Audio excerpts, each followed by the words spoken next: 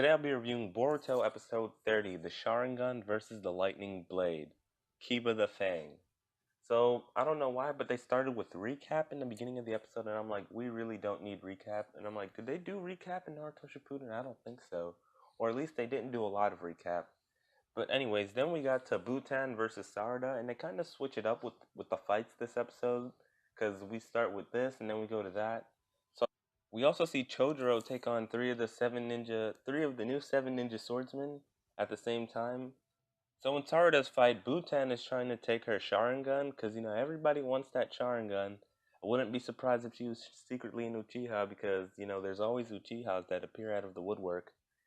Anyways, then we actually find out that Sarada can use a bit of Genjutsu, which should be expected because she's Sarada's daughter, and Sarada has been good at Genjutsu since Naruto Part 1, and because she's Sasuke's daughter too, and they're the Uchiha. During Chodoro's fight, one of them mentions that he gave up on his Hiramekare, and they also said that he's underestimating the seven ninja swordsmen, or their swords themselves, and I'm wondering, why did he give up his sword? Like, doesn't he need it? And I'm wondering if it has something to do with, like, if you're the Mizukage, you can't have a sword. Because maybe the seven ninja swordsmen are supposed to protect the Mizukage or something like that. Either way, it's kind of strange that someone would give up one of the seven ninja swords. But then, now that I think about it, he does have the sword. Spoiler alert if you haven't seen Boruto the movie for some reason. But yeah, he does have that sword when they're fighting Momoshiki. So if he's using Hiramekari when they're fighting Momoshiki, does that mean he just borrows it from Kagura later on? Or does he actually defeat him in this arc?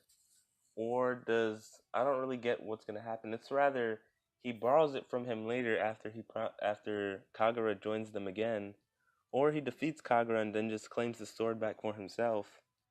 But we'll have to wait and see what happens, because either way, he ends up with the sword again, which is kind of, depending on which outcome it is kind of a spoiler for the arc. Though now that I think about it, this whole like Boruto, this first part of the season is basically one giant flashback, if that's what you want to consider it, because we already know what's going to happen in present day.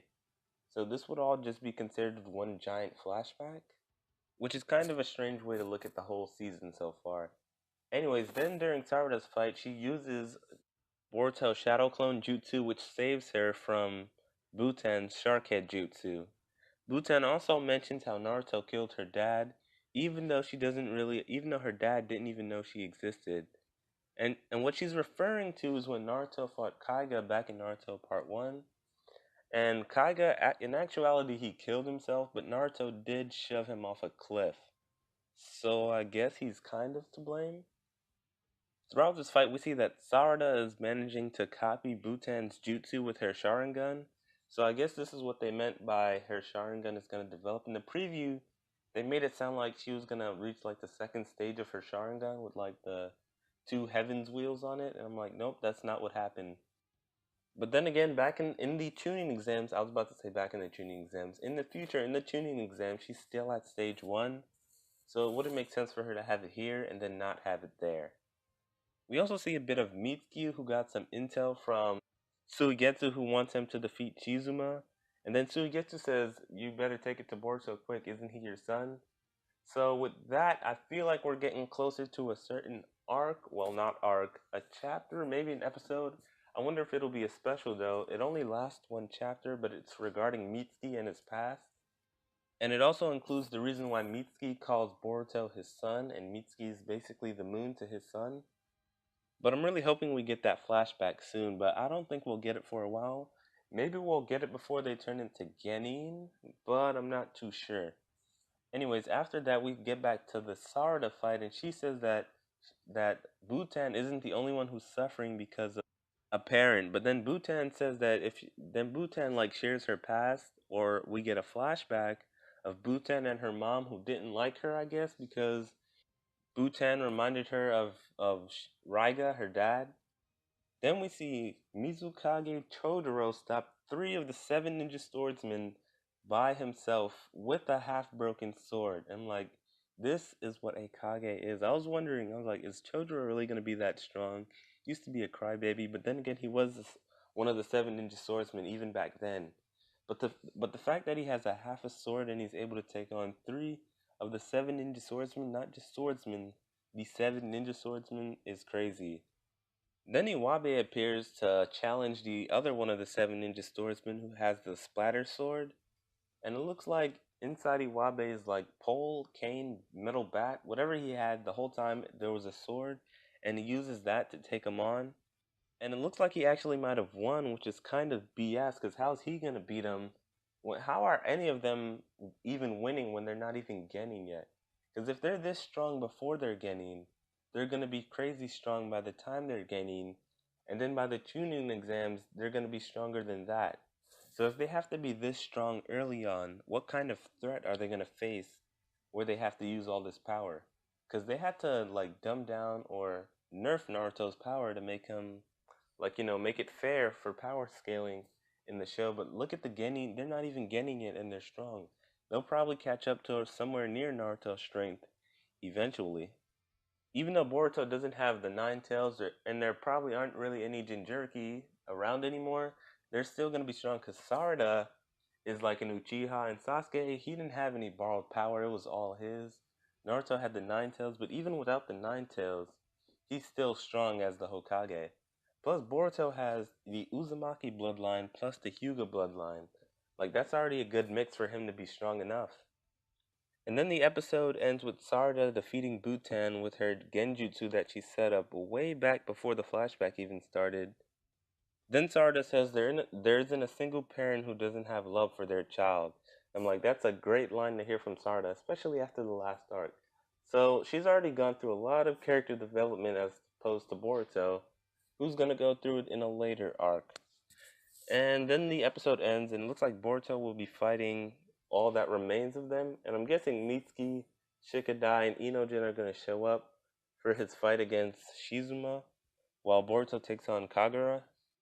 So it looks like this arc is gonna wrap up soon. So I wonder it could actually be a bit longer because why would they make the opening based off of this arc if it's gonna end soon?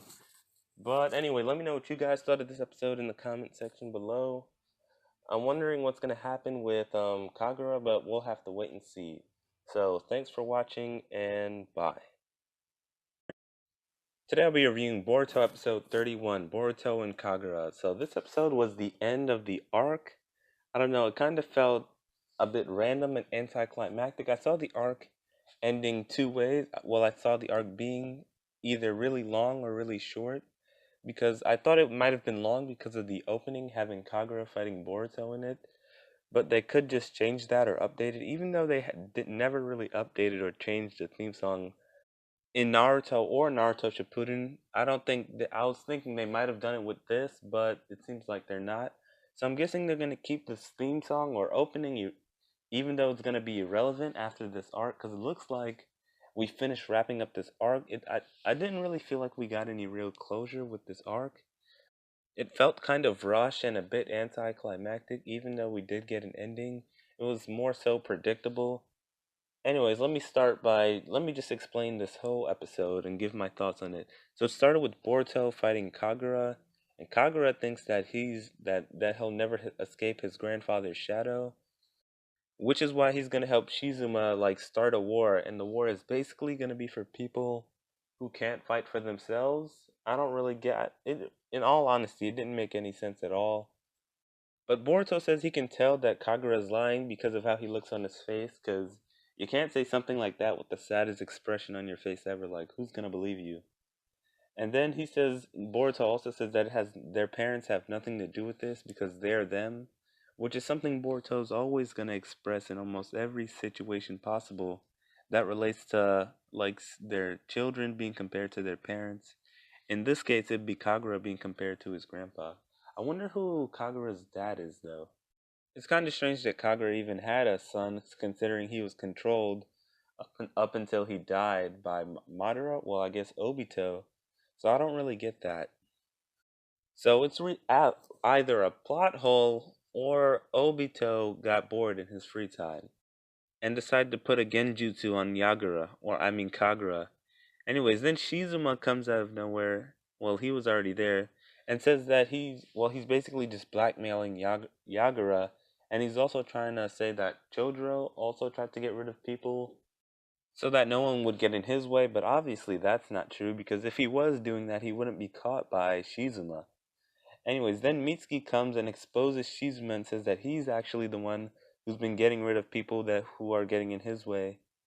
He also says that his supporters have also already confessed to it, and we see that the fifth Mizukage Mei has is doing the same thing Mitsuki does, and she basically catches all of the supporters who also wanted this, who also had business with the Land of Waves. Then Chizuma admits that he was actually just using Kagura to see what the sword of Yagura's grandson was like, and I'm like, that doesn't make any sense. It would make more sense if he was using him to see, using the power of Yagura's grandson to get what he wanted, but what he said didn't really make any sense. I'm seeing some plot holes now that they're at the end of the plot, at the end of the like arc, and I'm like, this is this rushed? This kind of feels rushed at this point because I thought this would go on for a while. I'm guessing maybe they had it planned for it to go on for a while, but they were thinking, you know what, people aren't really liking this as much as we thought they would. So let's just use the short version and skip all that. Then Mitsuki asks why he wants a war and why he likes war, and Chizuma just says because it's fun, and I'm like, because it's fun, really? Out of all the motivation you could have had, like no true intention, evil, because we're used to other people starting wars for crazy reasons, like Obito. It was because of Rin. I guess you can call that. Yeah, that's definitely a crazy reason, but he had some type of motivation behind it. Shizuma just thinks it's fun. Like they could have given him an interesting story that related to Kisame and how he didn't even get to meet his dad because he died around the time or before he was born, and how the village basically erased all memories of him. It could have been for some reason like that, but nope. He just says it's because it's fun. Like Studio Period couldn't think of a better idea for this arc. I had such high expectations for this arc, just because it was in the land of waves, but it kind of failed me in that aspect. Like the main villain had no major plot points, and his reasoning behind wanting to do what he does is for fun. That was just so much wasted potential in like the whole arc in general. Anyways, back to what I was saying before. So Boruto and Mitsuki then decide to team up to fight Shizuma, and Mitsuki's jutsu doesn't work on him, and I'm like, Mitsuki probably could have beat him because, like, it was like Sugetsu was saying before, Sugetsu thought Mitsuki could beat him, and I thought so too, based on what I've read from how strong Mitsuki actually is, from before this point in the story. Also, based on what we've seen from Mitsuki in just the first episode he appeared in when he used his lightning, like his huge lightning jutsu, he definitely should have been able to attack him, even if it was from afar. Anyways, back to the story. And throughout the fight, Boruto defends Kagura, saying that that he was just being controlled and that he's a good person. All types of nice stuff like that. And throughout this whole battle, Boruto's using that talk no jutsu, and I'm just like, he's really just gonna talk up this whole episode? Like, come on. I understand he's a Genin. Well, he's not even a Genin, so it makes sense, but nothing he's saying is getting through to Shizuma at all. So it's all kind of pointless in the end. But I will say that Mitsuki's team up with Boruto was pretty good. Even it might have been their first or one of their very first few team ups. We've actually seen them team up before, but this does show us that they're a pretty good combination already. Oh, also, I during the fight, I was so ready for Boruto to use his Tenseigan, but or when he lifted his hand after he said I was gonna win, but he just says I'll beat you, and I'm like, really? You could have said something cooler. But he does use a Gale Palm combo to send Shizuma flying into some rocks. I'm wondering, is that a Hyuga technique, or did he just teach himself that? Hopefully, we find out about these things sooner. Anyways, he also calls it his Boruto stream, and I'm like, wasn't the last move you tried on him the Boruto stream? I actually think the old Boruto stream looked cooler anyway. Anyways, after that we see Samehara who swallows up Shizuma, because Shizuma can't handle the power. I feel like this should have happened a while ago though. And then Chodro shows up and says they need Hiromekare to stop him. So Boruto and Kagura decide to use Hiromekare, splitting it in half. And while Boruto's attacking him, we finally get to see his eye at that moment kind of flash up a bit. I'm guessing that his eye only activates when he's in need of chakra for some reason. And that's why, because Hiramekari was sucking up their chakra, so not Hiramekari, Samehada was sucking up their chakra, so he had to get some more. And I'm guessing that his Tenseigan or Byakugan, whichever one it is, decided to give him the extra power that was required for him to like keep on fighting.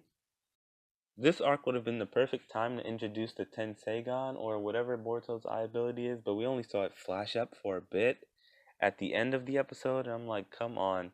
I guess they didn't want to keep showing it too much, especially since it's probably not going to really have any relevance until later in the series.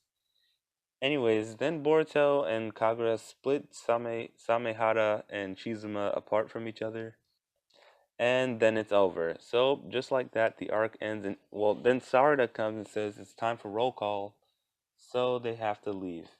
The end. And that was it for this arc, or for this episode in general. So I'm hoping for the next episode we get a proper closure for this arc, but it looks like it's gonna be like a fillerish episode, I'm feeling, or maybe more of like a slice of life type episode where Boruto has to go find Himawari a gift because he didn't bring her one like he was supposed to. But hopefully they do give us a proper wrap up for this arc in the end of the next episode. I mean the beginning, not the end, because the episode's mainly going to be focused on Boruto finding a gift for Himawari. Anyways, those were my thoughts on this episode of Boruto. Let me know what you thought about it in the comment section below. I felt that it was very rushed towards the end of this arc when it had so much potential, but I'm guessing they want to get to them being Genin as soon as possible. Which does make sense because, like I was saying a few like reviews ago, they should have Boruto and the others as Genin, and this arc they're not Genin yet, so it doesn't make sense for them to focus on it too much. Anyways, thanks for watching and bye.